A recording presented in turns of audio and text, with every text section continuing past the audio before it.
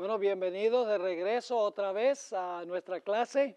Vamos a continuar nuestro estudio de Mateo el capítulo 24 y repasemos lo que estábamos estudiando en la última sesión. Estamos estudiando los eventos preliminares que llevaron finalmente a la destrucción de la ciudad de Jerusalén. Nos dimos cuenta que iba a haber guerras, pestilencias, hambres y terremotos. Se iban a levantar falsos cristos y falsos profetas. Nos dimos cuenta también que como resultado de estas cosas iba a haber también alborotos en la sociedad. Y todos estos fenómenos iban a realizarse para finalmente poderle echar la culpa al pueblo de Dios. Y nos dimos cuenta que el pueblo de Dios iba a testificar ante gobernantes y reyes, iban a ser ayudados por el poder del Espíritu Santo y como resultado de eso serían perseguidos por amigos y por familiares. En ese tiempo muchos se iban a escandalizar de la fe, es decir, iba a haber un zarandeo, la gente iba a abandonar su relación con el Señor Jesús. Y cuando terminamos la última sesión, estábamos en la sección que se encuentra en la página 26 sobre los falsos profetas que se iban a levantar. Mateo 24 y el versículo 11 dice, y muchos falsos profetas se levantarán y engañarán a muchos. En realidad estos falsos profetas lo que iban a decir era que los que estaban proclamando calamidades para la ciudad de Jerusalén estaban muy equivocados e iban a proclamar ellos paz, paz. Es decir, estos falsos profetas se iban a levantar para decirle al pueblo que todo andaba bien y para echarle la culpa a los que estaban predicando en contra de la ciudad y las prácticas que se estaban realizando allí. La hermana White en El Deseo de Todas las Gentes, página 585, afirmó lo siguiente: se levantaron falsos profetas que engañaron a la gente y llevaron a muchos al desierto. Magos y hechiceros que pretendían tener un poder milagroso arrastraron a la gente en pos de sí a las soledades montañosas. También dice la sierva del Señor en Conflicto de los Siglos, página 28, que los líderes espirituales sobornaban a falsos profetas para que proclamaran que el pueblo debía esperar la salvación de Dios, aunque ya el templo estaba sitiado por las legiones romanas. Hasta el fin las multitudes creyeron firmemente que el Todopoderoso intervendría para derrotar a sus adversarios. Yo pregunto, al final de la historia también se van a levantar falsos profetas que van a decir estos que están proclamando calamidad para los Estados Unidos y para el mundo son alarmistas y en realidad Dios está con nosotros y todo va a salir bien, todo va a suceder de nuevo. Noten lo que dijo Josefo. Sucede que mientras Fado era procurador de Judea, un cierto mago llamado Theudas persuadió a un grupo numeroso del pueblo que tomaran sus efectos personales y lo siguieran al río Jordán, pues les dijo que era profeta y que por su mandato se iba a dividir el río Jordán para que pudieran pasar por él, y muchos fueron engañados por sus palabras. Hechos 13:6 también menciona a otro falso profeta. Dice, y habiendo atravesado toda la isla hasta Pafos, hallaron a un cierto mago, falso profeta judío, llamado Bar Jesús. En 2 de Pedro 2:1 también se mencionan falsos profetas que se levantaron. Dice, pero hubo también falsos profetas entre el pueblo, como habrá entre vosotros falsos maestros, que introducirán encubiertamente herejías destructoras y aún negarán al Señor que los rescató, atrayendo sobre sí mismos destrucción repentina. Y Juan también agrega su testimonio de que hubo muchos falsos profetas que se levantaron en ese tiempo. En 1 de Juan 4:1 dice, amados, no creáis a todo espíritu, sino probad los espíritus si son de Dios, porque muchos falsos profetas han salido por el mundo. Ahora, la siguiente señal que se menciona en Mateo 24, el siguiente evento en la secuencia, se menciona en Mateo 24, 11 y 12. Sigue diciendo, muchos falsos profetas se levantarán y engañarán a muchos, y por haberse multiplicado la maldad, el amor de muchos, ¿qué va a pasar? El amor de muchos se enfriará. Ahora, necesitamos mirar un momento esa palabra maldad que se usa aquí. La traducción maldad no es una buena traducción de la palabra en el griego. En realidad es la palabra griega anomías. En griego la palabra ley es nomos.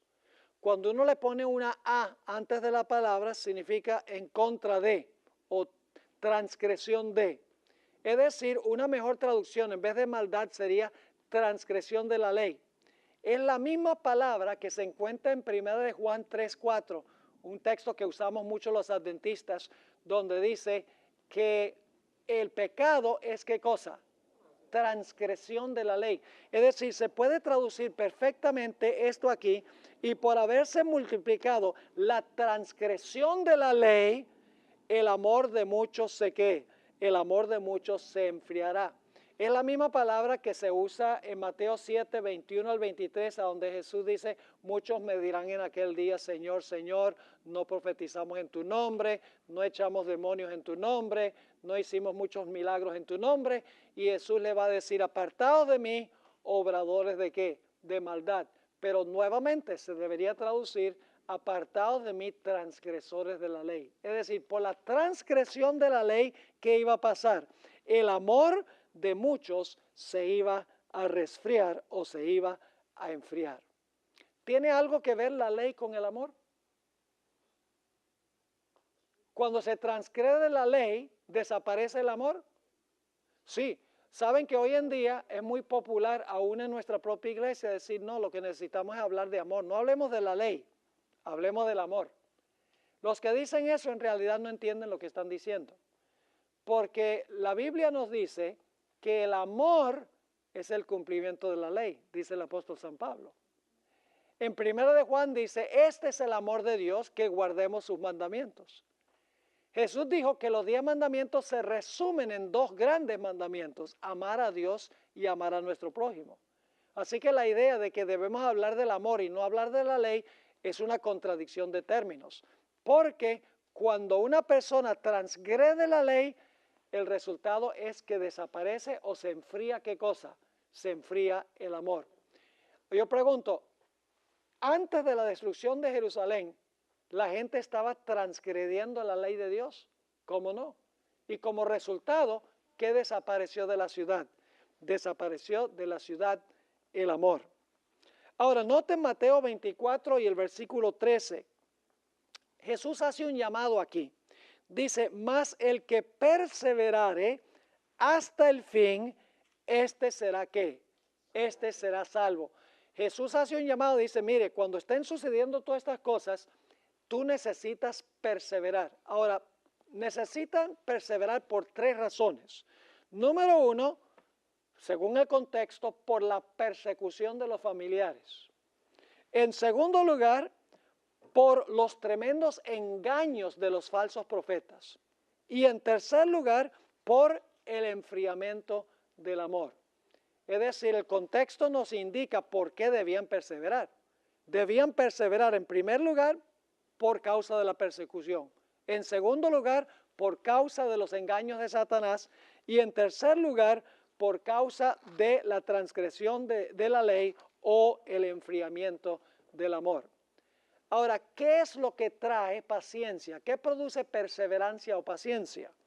Noten Lucas 21 y el versículo 19. Este es el versículo paralelo al de Mateo 24. Dice, con vuestra paciencia ganaréis vuestras almas. Y si ustedes ven aquí en la nota, Santiago 1:3 nos dice que cuando nuestra fe es probada, el resultado es ¿qué cosa? La paciencia. Yo pregunto entonces, ¿la persecución de los cristianos antes de la destrucción de Jerusalén fue una bendición para ellos? Sí, porque ¿qué fue lo que desarrolló? Desarrolló paciencia. En el libro de Apocalipsis se menciona algo sobre paciencia. ¿Ustedes conocen dos textos en Apocalipsis que hablan de paciencia en el contexto del fin?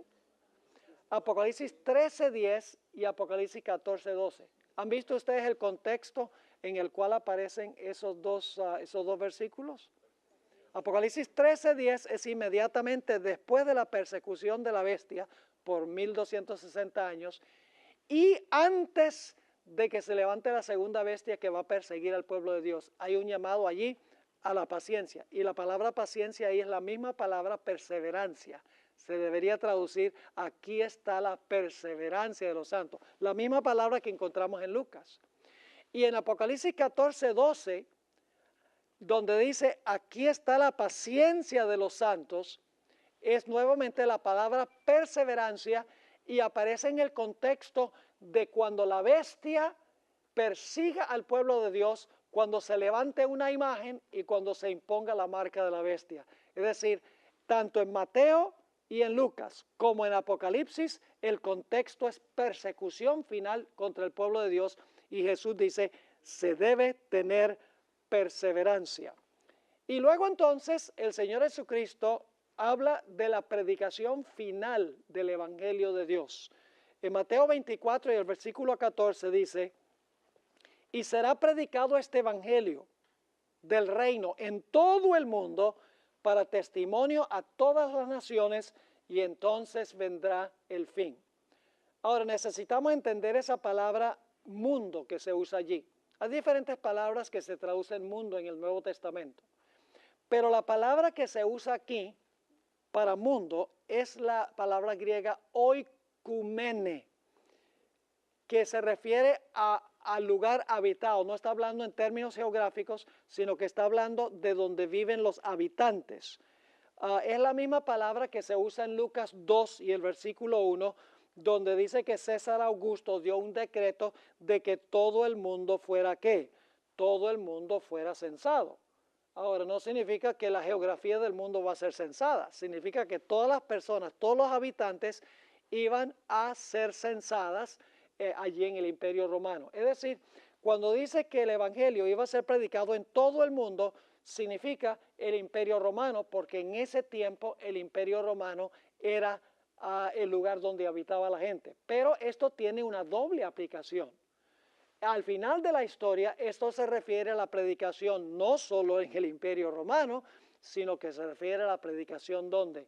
A toda nación, tribu, lengua y pueblo. Noten Apocalipsis, el capítulo 14 y el versículo 6 y 7. Vi otro ángel volar por en medio del cielo que tenía el ¿qué? El evangelio eterno para predicarlo a los que moran en la tierra, a toda nación, tribu, lengua y pueblo. Yo pregunto, ¿se había predicado el evangelio en todo el mundo conocido en la época de cuando Jerusalén fue destruida? Vamos a leer lo que dijo el apóstol Pablo. Colosenses 1:23.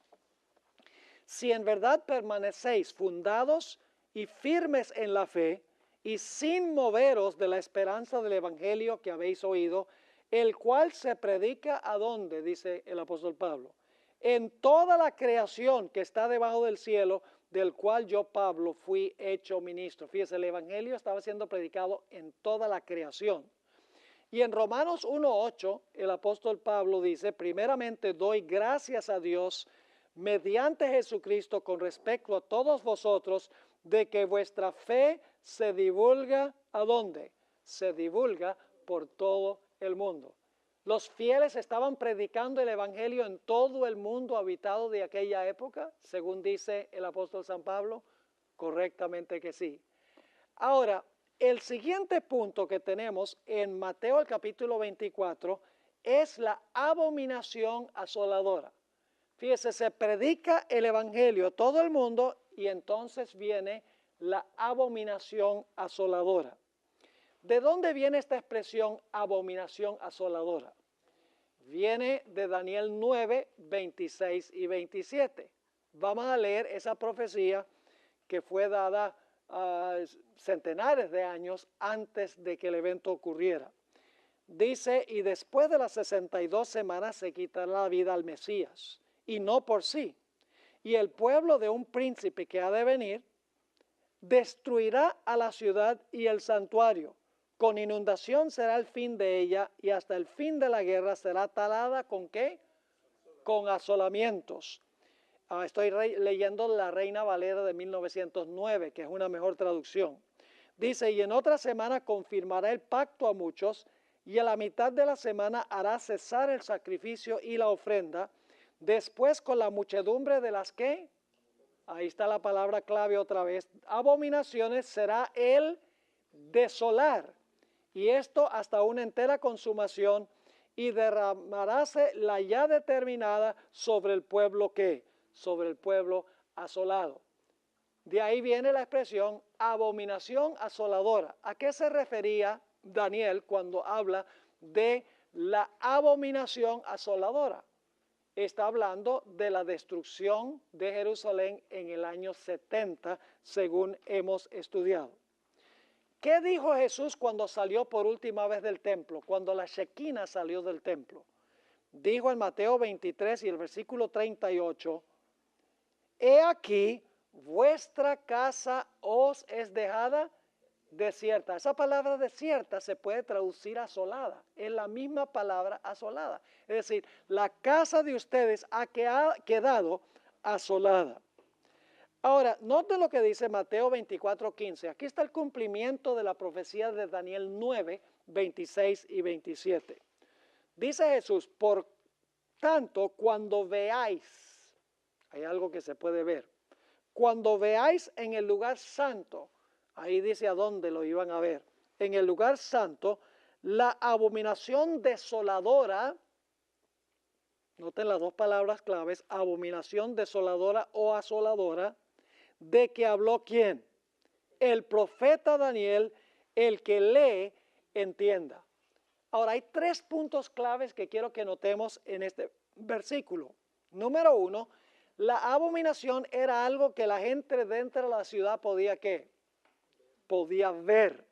Pues al verla, ¿qué debían hacer? Debían huir. Segundo, la abominación se colocó en el lugar santo, fuera de los muros de la ciudad. No puede haber sido la abominación dentro de la ciudad, porque entonces ¿cómo iban a huir? Si los romanos estaban destruyendo la ciudad y los que estaban adentro. Y en tercer lugar, la abominación era el presagio que anunció que la asolación vendría pronto. Es la abominación que trae desolación. Es decir, cuando se ve la abominación, se sabe que la desolación está cerca.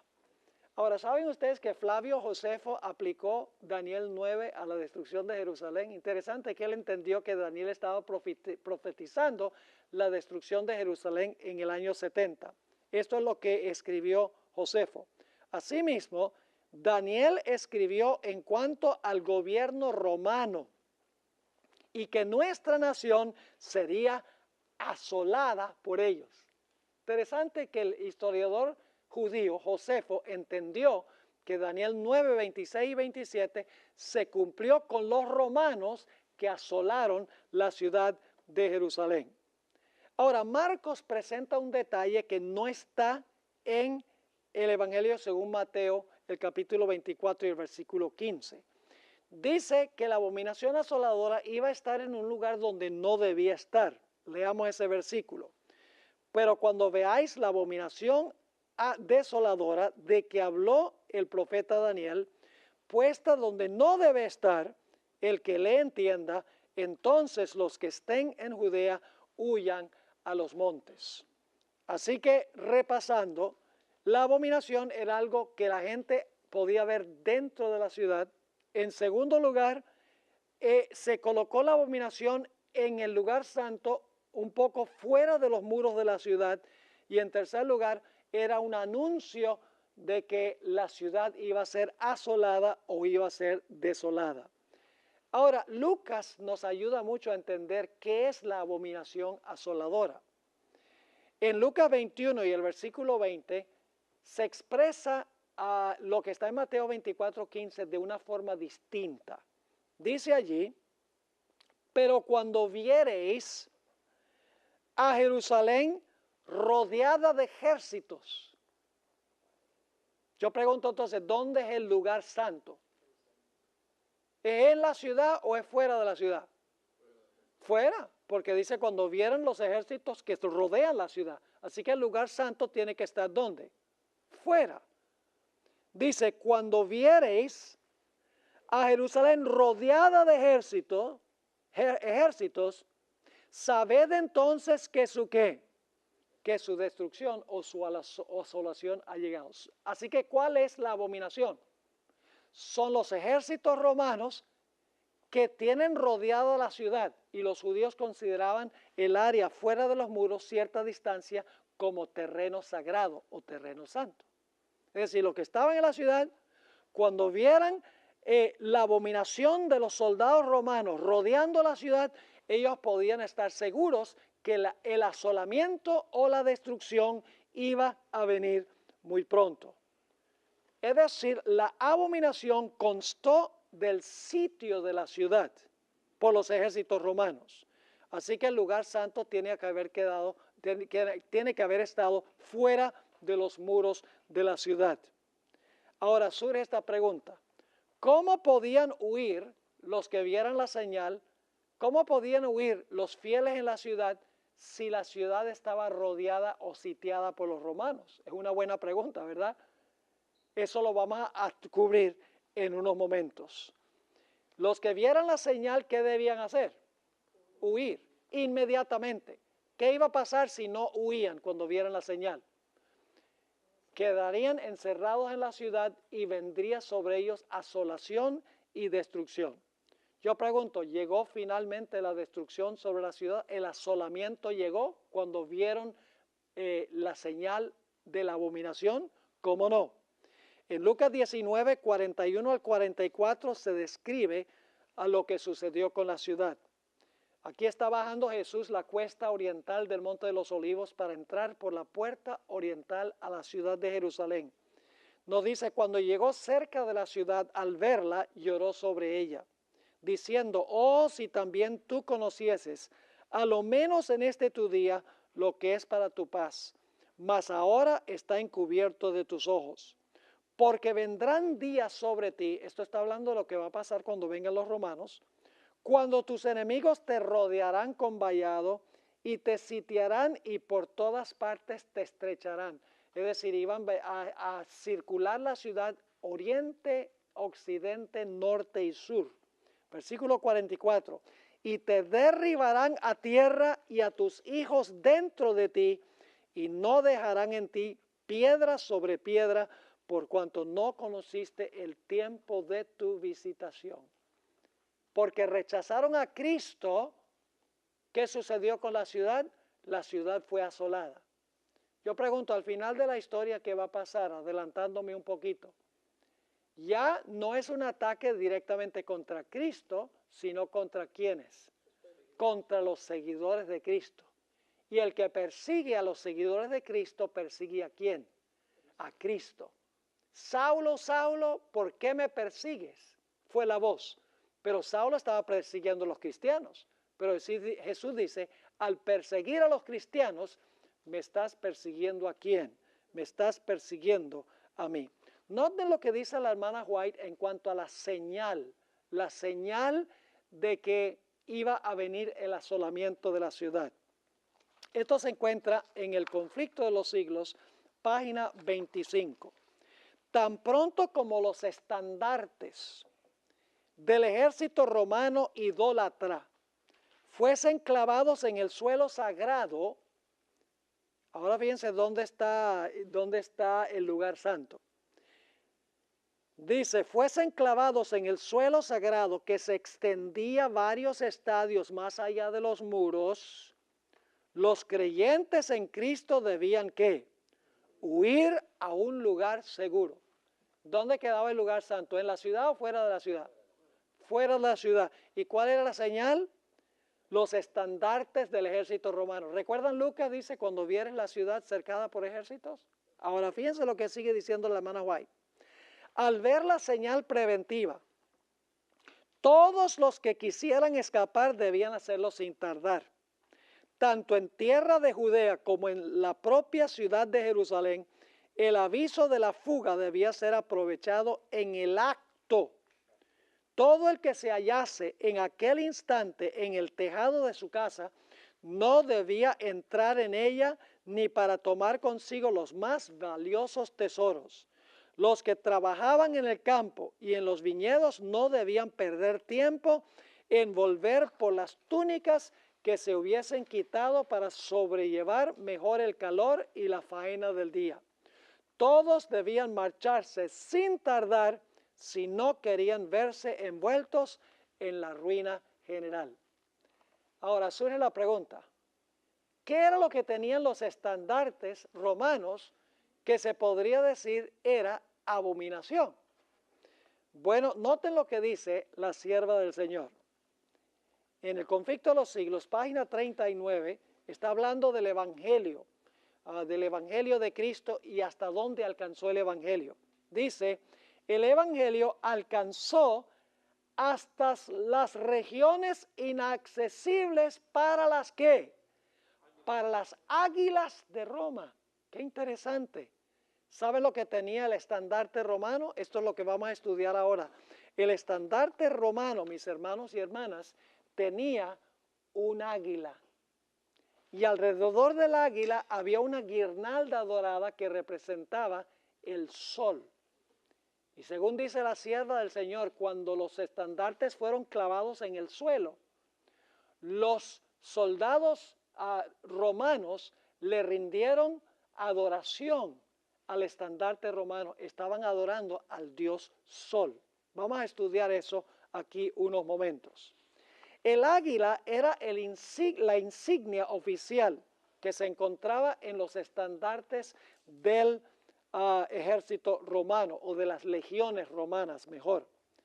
Antes del año 104 a.C., diversos animales aparecían en los estandartes de Roma. Aparecía a veces el toro, la serpiente, el león, el buitre, diferentes. Pero en el año 104 a.C., el cónsul Mario dio órdenes de que el águila fuese el único emblema en los estandartes de las legiones romanas. En el año 63 a.C., el general romano Pompeyo, en una campaña militar que hizo a Asia Menor, y esto lo estudiaremos un poco más adelante, adoptó al dios Sol Mitra como el dios de los ejércitos romanos y deificó los estandartes que contenían el águila. Es decir, los estandartes se convirtieron prácticamente en una representación del dios romano. Fíjense nuevamente que se identifica el águila, el sol, con adoración. Ahora, este es el dios que veneraba el emperador Constantino. Él llamaba a este dios Deus Sol Invictus, el invencible sol.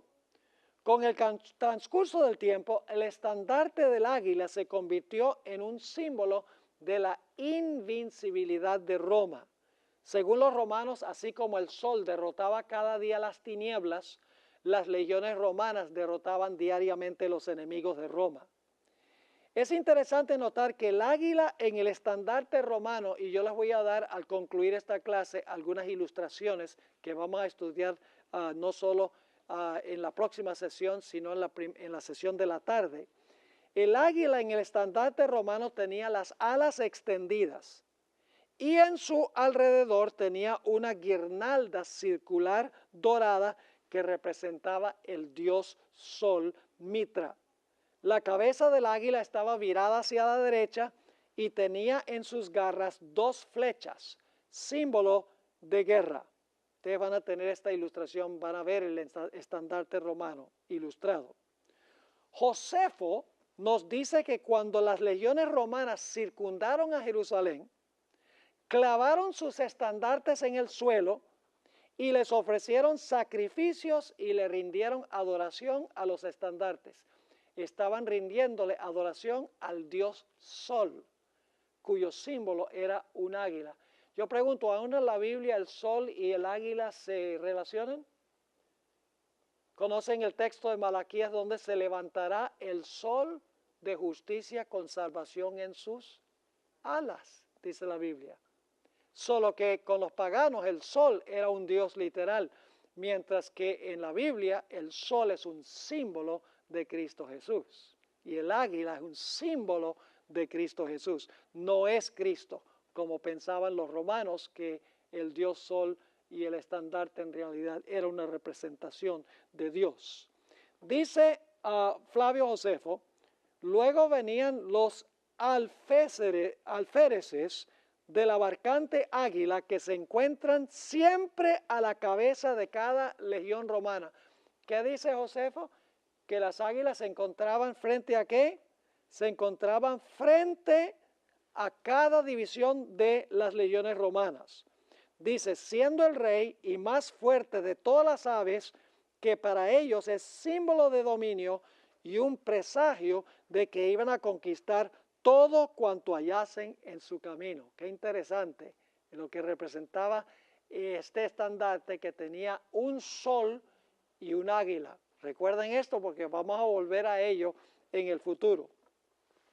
Ahora, es interesante notar que hay una conexión en el Nuevo Testamento entre la antigua Babilonia y Roma. A Roma se le llama la Nueva Babilonia. Noten 1 Pedro 5 y el versículo 13, a donde Pedro está escribiendo en una época cuando Babilonia ya no existía. La iglesia que está en Babilonia, elegida juntamente con vosotros, y Marcos mi hijo os saludan. Así que Pedro está hablando de Babilonia. La mayoría de los eruditos creen que cuando Pedro habla de la iglesia que está en Babilonia, en su época, se está refiriendo a Roma, porque Roma se entendía como la nueva Babilonia. Ahora, es interesante notar que en Mateo 24, 28, Jesús hace una declaración vital para entender el asunto de las águilas. Noten Mateo 24, 28, cuando la ciudad de Jerusalén fuera destruida, Jesús dijo, porque donde quiera que estuviere el cuerpo muerto, allí ¿qué? Allí se juntarán las águilas. ¿Se vieron entonces águilas fuera de la ciudad de Jerusalén cuando la ciudad de Jerusalén fue destruida? Cuando todos los cuerpos muertos estaban fuera de la santa ciudad, lo que había sido la santa ciudad, encontramos que estaban presentes allí las águilas. Eran las águilas que se encontraban en los estandartes de las legiones romanas. Ahora, todavía no hemos contestado la pregunta, ¿cómo podía la gente en la ciudad huir al ver la señal si la ciudad de Jerusalén estaba completamente sitiada? La respuesta la vamos a anotar en nuestra próxima sección del sílabo. Cuando todo parecía que la ciudad de Jerusalén iba a caer bajo el mando del general Cestio Galo, se retiró misteriosamente de la ciudad. Cuando parecía que la iba a conquistar, de repente, por razón inexplicable, Cestio Galo, el general de las tropas romanas, se fue. Vamos a leer del Conflicto de los Siglos, página 29, donde la hermana White comenta esto, y luego vamos a leer de Josefo. Después que los soldados romanos, al mando del general Cestio Galo, hubieron rodeado la ciudad, abandonaron de pronto el sitio de una manera inesperada, y eso cuando todo parecía favorecer un asalto inmediato. Perdida ya la esperanza de poder resistir el ataque, los sitiados estaban a punto de rendirse cuando el general romano retiró sus fuerzas sin motivo aparente para ello. Note lo que escribió Flavio Josefo, sin haber recibido desgracia alguna y sin ninguna causa en absoluto, él, es decir, Cestio, se retiró ¿de dónde? Se retiró de la ciudad. Y saben, lo interesante es que los judíos dentro de la ciudad escucharon a los falsos profetas que les dijeron, ve, se lo dijimos, que Dios iba a intervenir y la retirada de Cestio Galo indica que Dios está con nosotros. Y los judíos enseguida, cuando se retiró Cestio, salieron y pelearon con los romanos y el ejército romano sufrió muchas bajas porque ellos creían que Dios estaba con ellos. Pero luego, después de un tiempo de retirada, regresaron las legiones romanas y circundaron la ciudad y ya no había escape. Pero los que habían visto la señal, habían visto la abominación asoladora, habían visto los estandartes romanos con el águila y con el sol, vieron la señal, obedecieron la señal, huyeron a los montes y cuando regresaron las legiones romanas, todos los cristianos habían salido de la ciudad de Jerusalén y ningún cristiano, dice la sierva del Señor, pereció en la destrucción de Jerusalén. Esa es nuestra próxima sección, Mateo 24, 16 al 18. ¿Qué debía hacer el pueblo de Dios cuando viera la señal, la abominación asoladora? Entonces los que estén en Judea, ¿qué? Huyan a los montes. El que esté en la azotea no descienda para tomar algo de su casa. Y el que esté en el campo no vuelva atrás para tomar su capa. Es decir, cuando se viera la señal de la abominación que iba a traer asolación, la gente debía huir inmediatamente de la ciudad, los cristianos. Ahora, dice la hermana White en el Conflicto de los Siglos, página 29, empero la misericordia providencial de Dios había dispuesto los acontecimientos para bien de los suyos. Ya estaba dada la señal a los cristianos que aguardaban el cumplimiento de las palabras de Jesús. Y en aquel momento se les ofrecía una oportunidad que debían aprovechar para huir, conforme a las indicaciones dadas por el Maestro. Y en ese momento huyeron los cristianos de la ciudad de Jerusalén y ni un solo cristiano, vamos a encontrar, pereció en la destrucción de Jerusalén, porque luego regresó Tito, otro general de las tropas romanas, circuló la ciudad de los 4 ángulos, dice Josefo que construyó un muro alrededor de la ciudad y entonces ya no había escape para nadie que se encontraba en la ciudad. Casi todos los que estaban en la ciudad perecieron cuando los ejércitos romanos los destruyeron, pero los que habían escapado salvaron sus vidas. Es interesante que en Mateo 24, inmediatamente después de hablar de la señal, la abominación asoladora y la huida del pueblo de Dios, inmediatamente después se describe un tiempo de angustia para el pueblo de Dios. Ahora yo pregunto, nada más para adelantarme un poco, ¿será que hay una nación en el mundo hoy cuya insignia es el águila y que va a imponer algo relacionado con el sol? Y que cuando se vea esa señal, el pueblo de Dios va a tener que huir de las grandes ciudades para salvar sus vidas. ¿Será posible? Y que cuando huyan van a pasar por un terrible tiempo de angustia. ¿Están viendo la secuencia? Por eso necesitamos entender qué pasó históricamente, porque podemos entender lo que va a pasar en términos proféticos. Es decir, ahora vino un tiempo de angustia terrible para los que estaban en la ciudad y también para los que huyeron. La sierva de Dios dice en el Conflicto de los Siglos, página 29, ni un solo cristiano pereció en la destrucción de Jerusalén. En el Antiguo Testamento, ustedes recuerdan que estudiamos el libro de Ezequiel. Se puso una marca sobre los fieles para que ellos no perecieran cuando la ciudad fuera destruida. ¿Cómo no? Vino Nabucodonosor con sus águilas contra la ciudad. ¿Qué pasó con los que habían recibido la señal en su frente? No perecieron cuando la ciudad fue destruida. De la misma manera, cuando Jerusalén fue destruida por Tito y las legiones romanas, no pereció ni un solo cristiano en la destrucción porque habían escapado por sus vidas. Es decir, había un remanente fiel.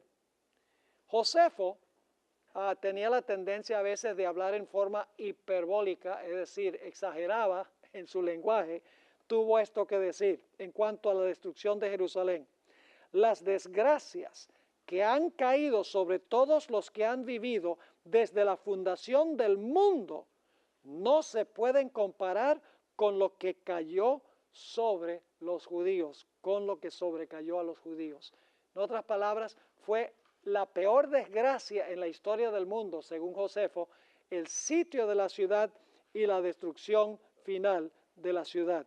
Jesús usó una expresión similar cuando dijo que se iba a ver un tiempo de angustia cual no se ha visto desde el principio del mundo. Interesante que Josefo usara casi la misma expresión que usó el Señor Jesucristo. Ahora yo pregunto, los que estaban dentro de la ciudad, que escaparon cuando vieron la señal, ¿qué día guardaban como día de reposo? ¿Ustedes creen que eso es un accidente, una coincidencia que Jesús haya mencionado el sábado aquí?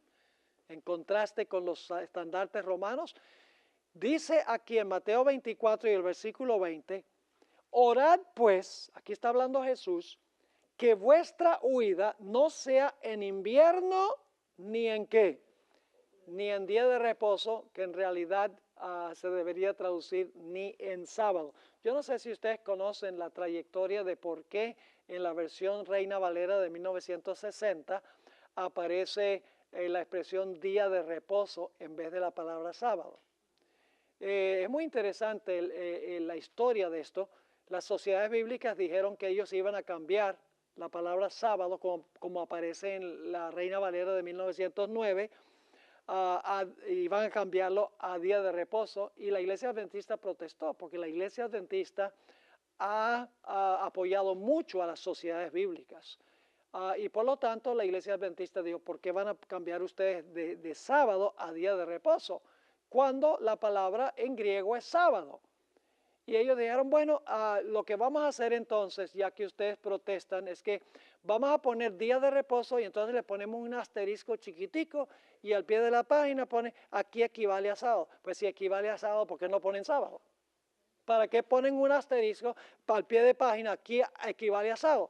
La razón es que día de reposo es una expresión muy ambigua. Día de reposo puede ser cualquiera, pero sábado es sábado.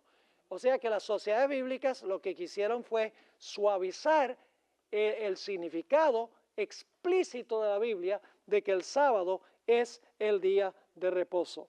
Y entonces, después que ellos vieron la señal, la abominación que iba a traer asolación, vino finalmente la asolación de la ciudad de Jerusalén. Habían visto la abominación de los estandartes romanos y ahora vino la desolación.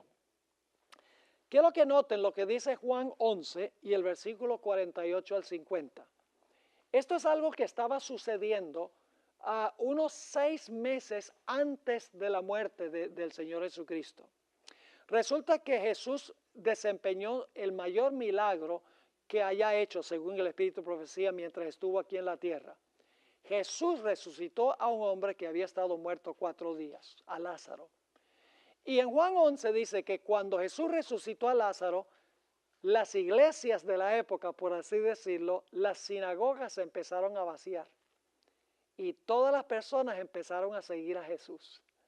Porque quedaron impactados de que Jesús hubiese resucitado a una persona que llevaba 4 días de muerto, un milagro extraordinario.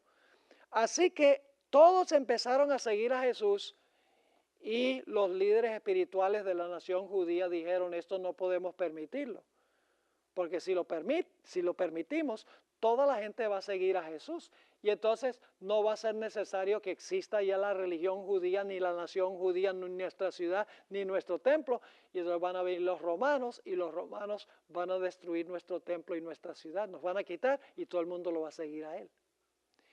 Y entonces en esa reunión del Sanedrín se paró el sumo pontífice Caifás y dijo unas palabras muy interesantes. Se encuentran en Juan 11 y el versículo 48 al 50. Dijo Caifás, si lo dejamos así, todos creerán en él y vendrán los romanos y destruirán nuestro lugar santo y nuestra nación. Era un asunto de national security, de seguridad nacional, encargarse de este enemigo número 1 de la nación. Así que Caifás está diciendo, mire, si nosotros permitimos que este hombre siga viviendo, nuestra nación se va a desbaratar, van a venir los romanos y nos van a destruir y van a quitar nuestra nación. Versículo 49. Entonces Caifás, uno de ellos, sumo sacerdote aquel año, les dijo: vosotros no sabéis nada, ni pensáis que nos conviene que un hombre muera por el pueblo y no que toda la nación perezca. ¿Cuál era la solución de Caifás al problema? De que pudiera desaparecer la nación y vinieran los romanos a quitar el puesto de la nación judía. La solución era muy sencilla: matemos a este hombre, y si lo matamos vamos a salvar la nación y los romanos no van a destruir la nación. Pero ¿saben lo que es interesante? Al condenar a Jesús a muerte, causaron lo que querían impedir. Porque al matar a Jesús, ¿qué hicieron los romanos? Los romanos vinieron y destruyeron su nación. Ellos pensaban que matando a Jesús iban a salvar a la nación de los romanos, pero al condenar a Jesús, los romanos vinieron y destruyeron la nación. Ahora, ¿cómo se aplica eso proféticamente? Vamos a encontrar en nuestro estudio que el hermano White afirma que en los últimos días van a aumentar tremendamente los desastres en este mundo. Va a haber desastres naturales, va a haber criminalidad, guerras y rumores de guerras, posiblemente terrorismo, aunque la hermana White no usó esa expresión. Las cosas van a ir de mal en peor, se van a poner terribles. Y en los Estados Unidos se va a usar el argumento, se va a decir: mire, todo se está desmoronando, todo se está desbaratando. De alguna manera tenemos nosotros que salvar la nación. En ese tiempo se estará proclamando el fuerte clamor. El pueblo de Dios estará proclamando el mensaje de salir de Babilonia, y las iglesias estarán quedando, ¿qué? Vacías, porque muchedumbres están saliendo. Los líderes espirituales se van a enojar contra los que están proclamando el mensaje, y la hermana White dice que van a usar el mismo argumento de Caifás. Van a decir: es necesario que esta gente que está causando todos estos problemas, que se están llevando a todos estos miembros de nuestras iglesias, es necesario que ellos mueran y no que sea desolada y destruida toda la nación. Va a repetirse en forma muy semejante este panorama que tenemos en Juan el capítulo 11. Yo pregunto entonces, mis hermanos y hermanas, ¿es importante conocer el marco histórico de Mateo el capítulo 24, Marcos 13 y Lucas 21? Es indispensable. Si no entendemos lo que ocurrió, no vamos a entender tampoco lo que va a ocurrir en el futuro. ¿Les quedó claro lo que estudiamos hasta ahora? Amén. Si no quedó claro, escrito está. Y entonces ustedes pueden ir y lo pueden estudiar ustedes mismos con tiempo, porque yo sé, como tenemos la premura del reloj, esto se está grabando para televisión, entonces tenemos que terminar en cierto número de minutos, y por eso es que corremos un poquito más rápido de lo que yo quisiera. Ahora vamos a nuestra siguiente lección. La siguiente lección se titula El agüero del águila. ¿Saben ustedes qué es un agüero? Es una palabra que no usamos muy bien. Un agüero es un preanuncio de algo que va a suceder. Por ejemplo, cuando se veía un águila en la antigüedad, la gente lo tomaba como un presagio de que algo iba a venir, el agüero del águila. Y se usa mayormente en un sentido negativo, algo malo que va a suceder. Así que vamos a ver ahora el cumplimiento final de lo que estudiamos en Mateo el capítulo 24. Para esto necesitamos repasar la secuencia de eventos de Mateo 24. El resto de los minutos que tenemos en esta clase vamos a repasar lo que acabamos de estudiar para que tengan el panorama completo. Vimos que según Jesús se iban a levantar falsos cristos y falsos profetas para engañar. ¿Ocurrió eso antes de la destrucción de Jerusalén? ¿Cómo no? Iban a aumentar los desastres naturales, guerras y rumores de guerras, terremotos, pestilencias, hambres y alborotos. ¿Vimos que eso sucedió antes de la destrucción de Jerusalén? ¿Cómo no? ¿Cuál era el propósito de todos estos desastres? Finalmente, ¿qué? Echarle la culpa al pueblo de Dios. Y entonces se iba a levantar contra el pueblo de Dios, ¿qué cosa?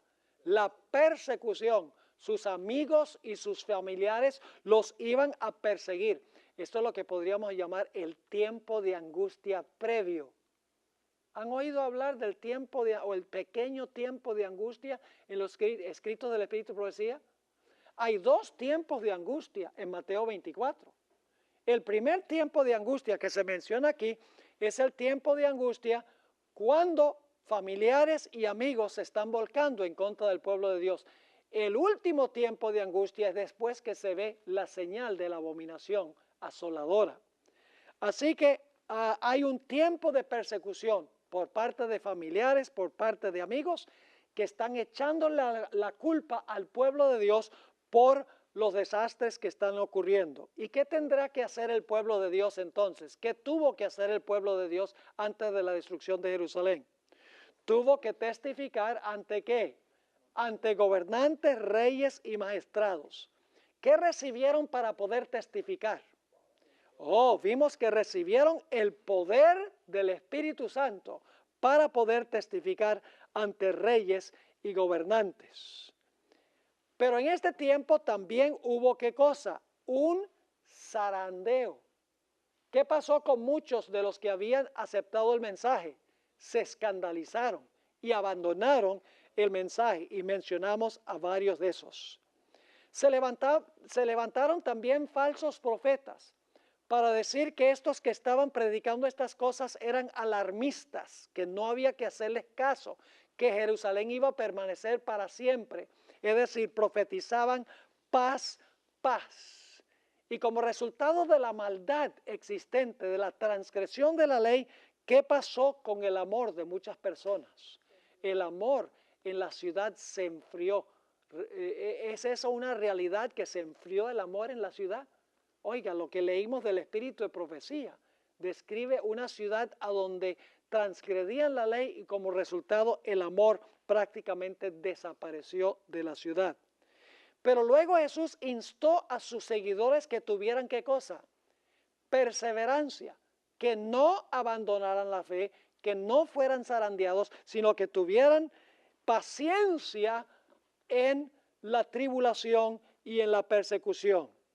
Y luego entonces encontramos la predicación del Evangelio en todo el mundo. ¿Había sido predicado el Evangelio en todo el mundo antes de la destrucción de Jerusalén? Vimos que sí. Y luego cuando se predica este mensaje, uno de los últimos eventos es que se ve ¿qué cosa? La colocación de la abominación asoladora. ¿Y qué es la abominación? Los estandartes romanos que contienen un águila y un ¿qué? Y un sol. ¿Y qué hicieron los ejércitos romanos? Se arrodillaron y le rindieron homenaje a el águila y el sol que se encontraba en el estandarte. Y cuando se vio la abominación asoladora, ¿qué debía hacer el pueblo de Dios al ver esta señal, los que estaban en la ciudad? Debían huir para salvar sus vidas. ¿Y cómo fue posible que huyeran si la ciudad estaba sitiada? Hubo un corto periodo de tiempo cuando se retiraron los ejércitos romanos, y en ese tiempo el pueblo de Dios, dice el Espíritu de Profecía, se retiró de la ciudad. Todos los fieles cristianos se retiraron de la ciudad y entonces regresaron luego los ejércitos romanos, y los que estaban adentro fueron destruidos. ¿Qué día guardaban los fieles de Dios? El día que guardaban los fieles de Dios era el sábado. Orad pues que vuestra huida no sea en invierno ni sea en sábado. Y luego entonces, a un punto que no cubrimos mucho todavía, dice que después de la abominación asoladora y la huida del pueblo de Dios, iba a venir la gran tribulación. Ahora fíjense, ya hablamos de una tribulación, cuando amigos entregaban a amigos, familiares entregaban a familiares, tendrían que testificar ante reyes y gobernantes. Esto es durante el tiempo de gracia. Pero después de la abominación asoladora, cuando el pueblo de Dios huye y quedan aquellos que son infieles, se cierra la puerta de la gracia, y luego el siguiente evento en Mateo 24 es la gran tribulación. Y de eso vamos a hablar un poco más en unos momentos. ¿Les queda claro este punto, la secuencia de eventos que llevaron a la destrucción, la asolación de Jerusalén? Ahora, al pie de la página 33 hay un principio muy importante que nos va a guiar en nuestra próxima clase. Mateo 24 va a tener un cumplimiento adicional. ¿Están de acuerdo con eso? ¿Recuerdan las dos preguntas que le hicieron a Jesús? ¿Cuándo van a suceder estas cosas y qué señal habrá de tu venida y del fin del mundo? Ahora, el primer cumplimiento de Mateo 24 se cumplió con la Jerusalén literal y local.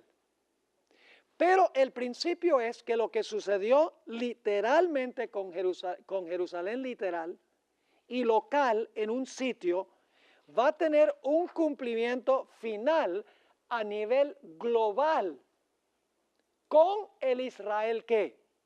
Con el Israel espiritual. Es decir, el principio es que lo que se cumplió con los judíos literales en una localidad literal, en su cumplimiento final se va a cumplir con el Israel espiritual, con los que han profesado a Jesús como Salvador, y se va a cumplir a nivel global o a nivel mundial. Y vamos a encontrar en nuestro estudio que todo lo que ocurrió, llevando finalmente a la destrucción de la ciudad de Jerusalén, va a realizarse de nuevo en la misma idéntica secuencia que nosotros estudiamos en Mateo 24, en Marcos 13 y en Lucas el capítulo 21. Así que vamos a estudiar en esta lección, en nuestra próxima sesión, la secuencia de eventos que vimos que llevaron a la destrucción de Jerusalén. Y vamos a encontrar que cada uno de los eventos que llevaron a la destrucción final de Jerusalén se van a cumplir de nuevo inmediatamente antes de la segunda venida del Señor Jesucristo. Es decir, hay un paralelo preciso y exacto. Solo que lo que ocurrió allá ocurrió con un pueblo judío literal que se encontraban dentro de una ciudad literal. Los ejércitos romanos tenían un estandarte literal con un águila y un sol. Le rindieron adoración al dios sol literal, pero vamos a encontrar que todo eso tiene una aplicación espiritual y mundial al pueblo de Dios en estos últimos días. Ese será nuestro estudio en la próxima sesión que tendremos en unos minutos.